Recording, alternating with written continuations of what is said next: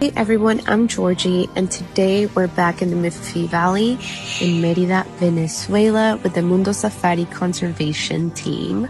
And today we're doing the annual checkup of our Andean Condor, Combatiente. Only 10 remain in Venezuela and all of them are in captivity. Our Andean Condor project aims to reproduce and reintroduce this species to their natural habitat, soaring over the Andes where they belong. Join us in conservation. Let's do this together. Combatiente is too used to humans and can't be released in the wild. Our goal is to reintroduce fully wild and independent condors so they can thrive.